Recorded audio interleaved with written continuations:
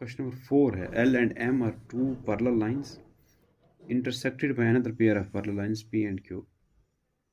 Show that triangle ABC is congruent to triangle CDA. को ऐसे दो parallel lines, एक लाइन है ये, ठीक है, इसका नाम L रखा है। एक लाइन है ये,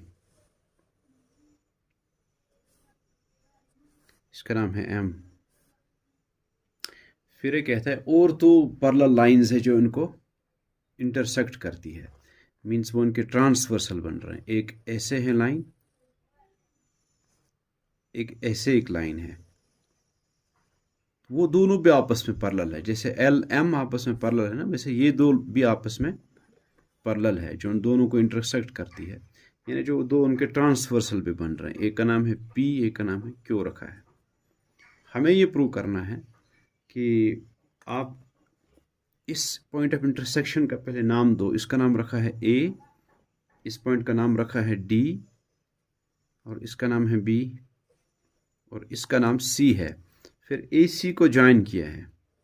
पॉइंट A और C जो पॉइंट ऑफ इंटरसेक्शंस है, ये A है, ये C है, इनको ज्वाइन किया है। इसको ज्वाइन करने से दो ट्रायंगल्स बनी है। एक बनी है ABC, बनी है ना यहाँ से ABC, यहाँ से बनी है ADC। इन दो ट्रायंगल्स को हमें ये दिखाना है कि ये कॉन्ग्रुएंट है, ठीक है, ये दो।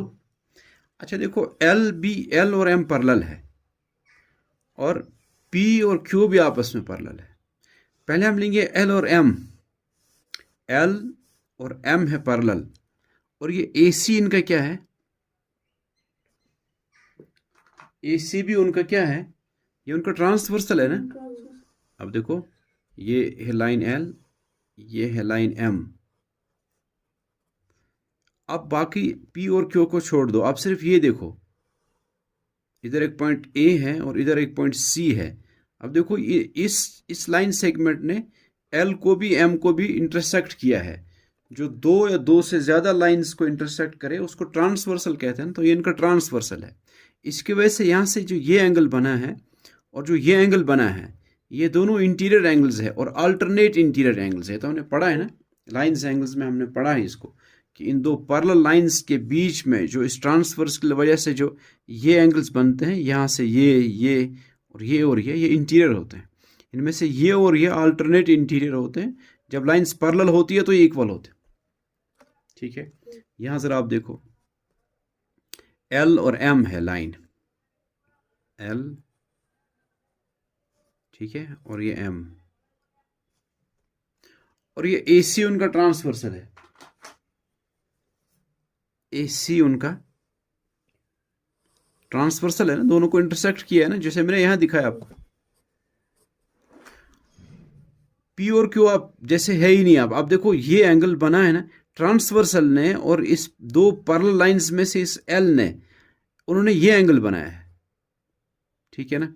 और यहां देखो, जो उसके साथ L के साथ जो पैरेलल है लाइन M, उसके साथ इस ट्रांसवर्सल ने यहां से ये एंगल बनाया है ना, और ये है ना अल्टरनेट इंटीरियर एंगल्स, जिस तरह यहां मैंने दिखाया, ये इक्वल होंगे ना। आप इसको एंगल 1 नाम दो और एंगल 2 इसको नाम दो। आपको क्या ख्याल है, 1 और 2 इक्वल है ना? 1 और 2 इक्वल है ना, क्योंकि ये L और M है पैरेलल, ये AC उनका ट्रांसवर्सल है, ये 1 और 2 अल्टरनेट इंटीरियर एंगल्स है, तो 1 और 2 इक्वल होगा, ठीक है।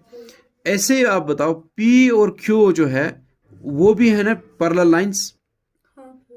यहां अगर मैं ऐसे बनाऊं, P और Q जो है, और ये है पॉइंट A, ये है पॉइंट C, AC, ये जो AC है ना, मैंने L M को इस वक्त नहीं बनाया, सिर्फ इन दो को बनाया, P Q को, और फिर AC मैंने ऐसे दिखाया, जो AC है बीच में।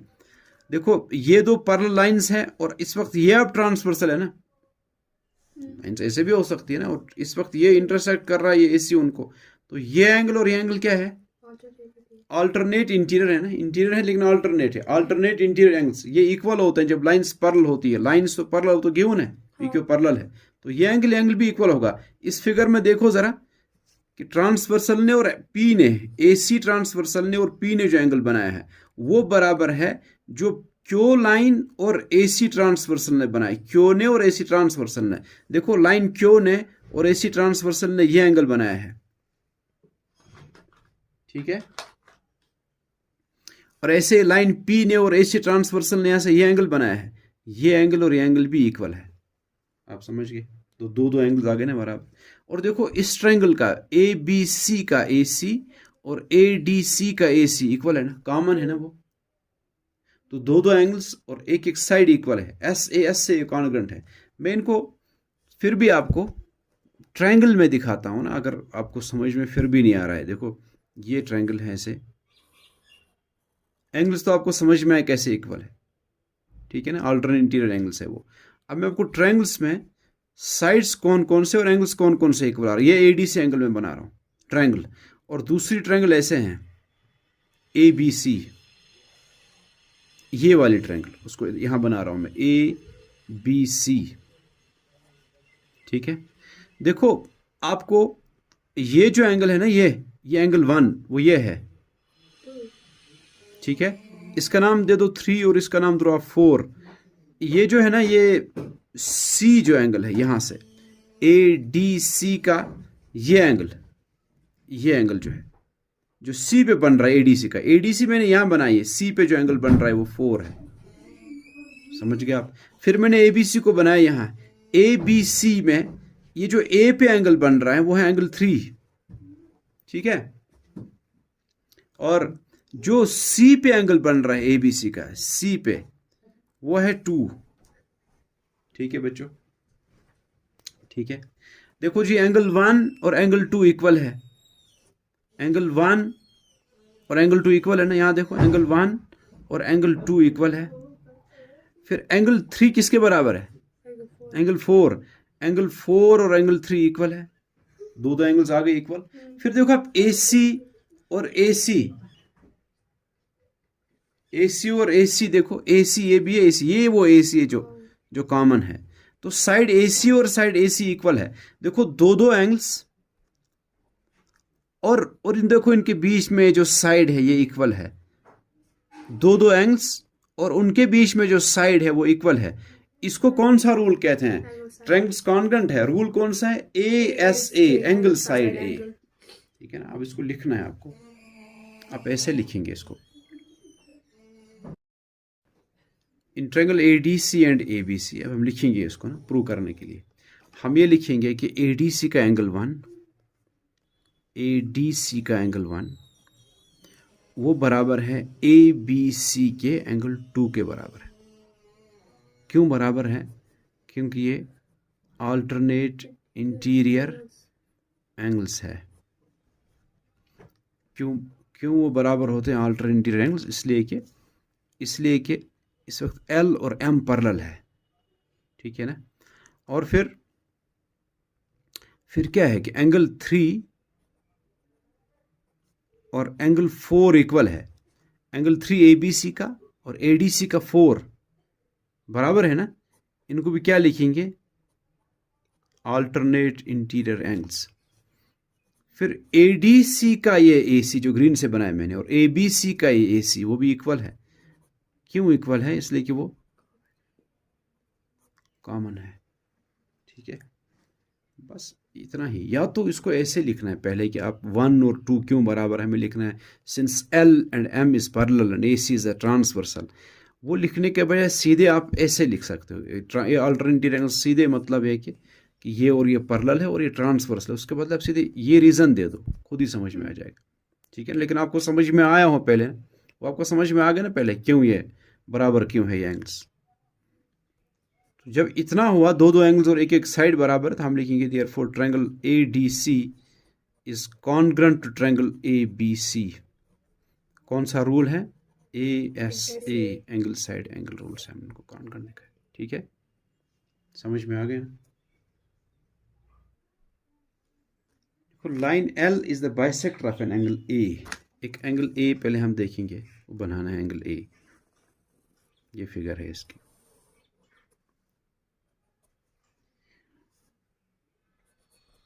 एक लाइन एक डाली है, लाइन एल इसने ऐसे,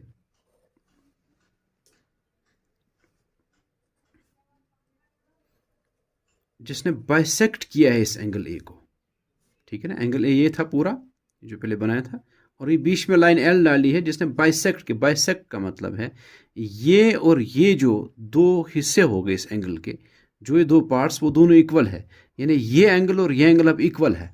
इसने लाइन एल ने इसको इक्वल पार्ट्स में डिवाइड किया, ये पार्ट और ये पार्ट, ये भी एंगल ही है ना, ये भी एंगल है, अब ये भी एंगल है, ये दोनों इक्वल है, ठीक है। और फिर इसी एल पर ये कह रहे हैं कि B P and B Q and B is any point on L, और बी एक पॉइंट है इस एल पर, ठीक है। फिर कह रहे हैं B P and B Q, एक लाइन सेगमेंट बी पी जो इस पर परपेंडिकुलर है, और एक लाइन सेगमेंट है बी क्यू जो इसकी इस आर्म के साथ 90 बना रहा, परपेंडिकुलर है इस पर, उसका नाम है बी क्यू। कह रहा है ये दो परपेंडिकुलर्स ड्रा किए हैं, उसकी एक आर्म इस पर और दूसरी जो आर्म इस पर, परपेंडिकुलर्स दो ड्रा किए हैं उसने। उनकी वजह से क्या हुआ, देखो ट्रायंगल्स दो बन गई, एक ट्रायंगल ये बन गई, एक ट्रायंगल ये बन गई। इसने पहले सिंपल एक एंगल लिया था, एंगल ए उसका नाम रखा था, उसका पहले एंगल बाइसेक्टर डाला, फिर B Q perpendicular, B P इस पर परपेंडिकुलर लिया, उसकी वजह से दो ट्रायंगल्स बन गई ना। उन दो ट्रायंगल्स को हमें अब दिखाना है वो कॉन्ग्रुएंट है, ठीक है। यानी वहां जो ट्रायंगल बनी, एक ट्रायंगल बनी B A P B, A P B ये ट्रायंगल, और दूसरी ट्रायंगल कौन सी बनी है, A Q B, A Q B. हमें इन दो को दिखाना है कि ये कॉन्ग्रुएंट है, ठीक है। इन दो ट्रायंगल्स को दिखाना ये कॉन्ग्रुएंट है। देखो इस ट्रायंगल और इस ट्रायंगल में देखो आप, ये एंगल और ये एंगल इक्वल है, अभी मैंने बताया, क्योंकि पूरा जो एंगल है इस लाइन एल ने उसको बाइसेक्ट किया है, टू इक्वल पार्ट्स में डिवाइड किया है, तो ये पार्ट इक्वल है। तो इसका मतलब ये जो एंगल है और इस ट्रायंगल का, अब ये एंगल तो इस ट्रायंगल का बना ना, ये एंगल और ये एंगल अब इस ट्रायंगल का बना, एपीबी का जो दिखानी है कॉन्ग्रुएंट, ये एंगल और ये एंगल अब इक्वल है। और देखो इस ट्रायंगल का एपीबी का ये एंगल 90 बन रहा है ना यहाँ, क्योंकि परपेंडिकुलर है ना, और ए क्यू बी में ये एंगल 90 है क्योंकि परपेंडिकुलर है बी क्यू, वो दो परपेंडिकुलर्स ड्रा किए थे ना, तो ये एंगल 90 इधर, ये एंगल 90, वो दो इक्वल, इसका ये एंगल और ये एंगल इक्वल। और देखो ये ए पी जो है, इसका नाम, इस पॉइंट का नाम ए है ना, ये ए इस पॉइंट का नाम है, ए पी, ए बी जो है, ए बी उस ट्रायंगल का भी साइड है, इस ट्रायंगल का, वो कॉमन है, वो इक्वल है ना, तो ये कॉन्ग्रुएंट आ गया ना। लेकिन किस रूल से, दो एंगल्स, लेकिन एक बाहर का साइड इक्वल है। अगर ये साइड और ये साइड इक्वल होता ना, जिस पर ये दो एंगल्स बन रहे हैं, तो ए एस ए कहते हैं, लेकिन इस वक्त बाहर का साइड है, ए एस कहेंगे इसको, ठीक है। तो हम लिखे हैं इसे, प्रूफ इसका इन ट्रायंगल क्या लिखेंगे, प्रूव ये करना है, और गिवन उसमें कि L is bisector, B Q B P और टू परपेंडिकुलर्स, वो तो खुद लिख सकते हैं ना। In triangle A P B जो दिखानी है, and triangle A Q B, इन दो ट्रायंगल्स में क्या है कि ये एंगल जो है, ये जो यहां बन रहा है एंगल क्यू ए बी, उसका नाम देंगे, is equal to angle B A P, ठीक है। क्यों इक्वल है, क्यों इक्वल है, because L is the bisector of line, L is the bisector of angle A, या आप लिख सकते हैं गिवन है, क्योंकि L ने बाइसेक्ट किया था ना बड़े एंगल को, इसलिए ये और ये बराबर तो इसे है ना, ये एंगल इक्वल है। और फिर क्या है कि ये एंगल और ये एंगल भी इक्वल है, इस एंगल का नाम दो जरा, B Q A is equal to B P A. क्यों इक्वल है, ईच 90 लिखते हैं उसको, दोनों 90 है, ठीक है। तीसरा ये कि A B is equal to A B, क्यों है, वो कॉमन है, ठीक है। बस ये तीन पार्ट्स इक्वल है, इसलिए हम लिखेंगे therefore triangle A P B is congruent to triangle A Q B. समझ में आया, है कॉन्ग्रुएंट नहीं। अब रूल कौन सा है, ए एस, ठीक है। दूसरा पार्ट इसका ये कि आप ये दिखाओ कि बी पी और बी क्यू इक्वल है, ये दूसरा पार्ट है, ये प्रूव करवाओ,